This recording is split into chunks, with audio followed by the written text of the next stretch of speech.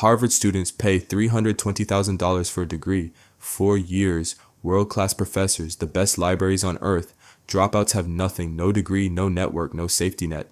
Just Google and desperation. Guess who actually learns faster? Mark Zuckerberg dropped out of Harvard, built Facebook. Elon Musk taught himself rocket science from textbooks, no degree in aerospace. Steve Jobs dropped out after 1 semester. Benjamin Franklin had 2 years of formal schooling, 2 years, became a scientist, diplomat, inventor, and writer. These aren't exceptions, they're a pattern, and that pattern reveals 3 cognitive advantages that dropouts have over every straight A student on the planet. I'm about to show you exactly what they are, and by the end of this, you'll never think about education the same way again. Chapter 1, the curiosity engine. You study what you're told. Chapter 7, pages 200 to 230, tests on Friday. You don't care about Chapter 7. Nobody cares about Chapter 7, but you memorize it anyway. Cram it in, pass the test, brain dump it by Monday. Gone. That's not learning. That's renting information for a weekend. Dropouts don't have a syllabus. They have a problem, a burning question, something they need to figure out or they fail. Not fail a class, fail at life, lose money, lose the business, look stupid in front of people they respect. So they chase the answer, not because a professor assigned it, because their brain is on fire. Psychologist Edward Deci at the University of Rochester studied this for decades. He found that intrinsic motivation, learning because you want to, produces deeper encoding, longer retention, and higher transfer to new problems than extrinsic motivation, grades, diplomas, gold stars, all extrinsic, all shallow. Most people think motivation is the problem. Wrong, the system is the problem. School trains you to learn for rewards. Get the grade, get the diploma, get the job. Your brain learns one lesson, like knowledge is a transaction. Trade effort for a letter on a page. The moment the reward disappears, so does the effort. Dropouts never learn that lesson. They learn because the knowledge itself is the reward.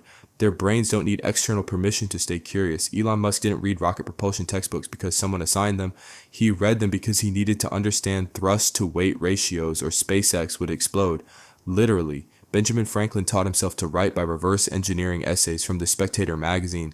He'd read an article, wait a few days, then try to recreate it from memory. Compare his version to the original. Find the gaps. Fix them. Repeat. No teacher. No grade. No curriculum. Just obsessive, self-directed improvement. Here's the thing most people miss.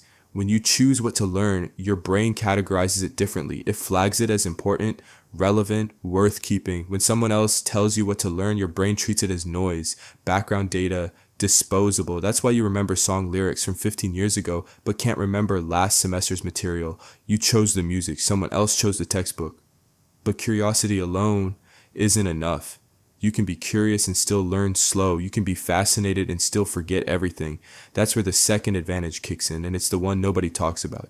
Chapter 2, the stakes machine. Harvard students get a bad grade, they retake the class. Maybe they cry, maybe their parents are disappointed. The world keeps spinning. A dropout building a business gets it wrong, they lose money. Real money, their rent money, their savings, their reputation. There's no retake, there's no extra credit, there's just the consequence. Most people think stress kills learning. Wrong. The right kind of stress supercharges it. Robert Bjork at UCLA calls these desirable difficulties. When the stakes are real, when failure has teeth, your brain shifts into a completely different gear. Adrenaline sharpens focus. Cortisol flags the information as survival critical. Your hippocampus, the brain's memory center, encodes it in permanent storage. Not temporary RAM, the hard drive. Think about it. You remember every detail of the worst day of your life. Every smell, every word, every feeling. Why? Because your brain decided that information was critical for survival. High stakes do the same thing to learning. A Harvard student reads about supply and demand in a textbook. Boring, abstract, forgettable. A dropout running an actual business learns supply and demand because they priced their product wrong and lost 3 months of revenue. That lesson is burned into their brain forever. But here's the problem though. Most people can't create real stakes. They're not building businesses. They're not risking money. So the information stays theoretical, stays forgettable, stays useless. Here's the fix. Compress the feedback loop. The reason school fails is because the feedback loop is insanely slow. You study for weeks, take a test, get a grade 2 weeks later. By then, you've already forgotten what you got wrong and why. Dropouts operate in tight feedback loops. Build something, ship it, get feedback immediately, adjust, repeat every single day. The gap between action and consequence is hours, not weeks. Anders Ericsson, the psychologist behind the 10,000 hours research, proved that rapid feedback is the single most important factor in skill development, not time spent, not talent, feedback speed. The faster you know you're wrong, the faster your brain corrects. 2 advantages down. Hit subscribe before you forget them. 1 more to go. And honestly, this last one is the reason most smart people stay average forever. Chapter 3, the teaching weapon. Here's a secret. The best way to learn something isn't to study it, it's to teach it. And dropouts do this constantly without even realizing it. When you're self-taught, nobody validates your knowledge. No professor says, good job, you understand this. Like, no grade confirms you've mastered the material, so you have to prove it to yourself. And the only way to do that is to explain it. Dropouts write blog posts about what they've learned. They make videos. They explain concepts to friends, to strangers, to their phone camera, not for clout, because if they can't explain it simply, they know they don't actually understand it. This isn't just anecdotal. Washington University researchers Rudiger and Karpik proved that the act of retrieving and explaining information produces 50% more retention than rereading the same material. 50%. Teaching forces your brain to organize information into coherent structures. It exposes every gap, every fuzzy area, every concept you thought you understood but actually didn't. Richard Feynman, Nobel Prize-winning physicist, used this exact method. He called it the Feynman technique. Take a concept, explain it in simple language.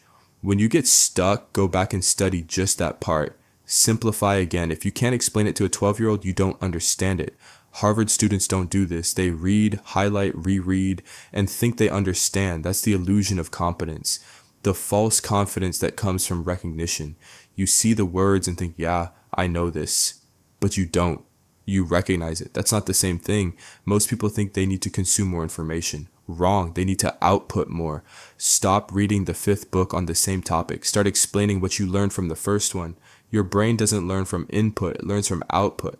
Every explanation you give forces your neural pathways to fire in the correct sequence. Every time they fire, the connection gets stronger. Every time the connection gets stronger, forgetting becomes harder. Benjamin Franklin didn't just read about writing, he reconstructed essays from memory, he forced output, he tested himself constantly. That's why a guy with 2 years of schooling became one of the greatest writers in American history. Here's the thing though, you can use the curiosity engine, the stakes machine, and the teaching weapon. But if you're still scrolling your phone 6 hours a day, none of it matters. Your brain is drowning in cheap dopamine. You can't focus long enough to be curious. You can't sustain attention long enough to feel the stakes. You can't think clearly enough to teach anyone anything. By the way, I put all of this into a 1-page protocol you can print. The curiosity audit, the stakes framework, and the teaching loop template. Link in the description. It's free. But here's the real problem. Most people hear this and nod. They agree. They think, yeah, I should do that. Then they open TikTok. They know distraction is destroying them. They keep scrolling anyway. The knowledge isn't the problem, the execution is. That's why I made this video breaking down exactly how to do a proper dopamine detox and rewire your brain for deep focus. It's the missing piece. Watch it next.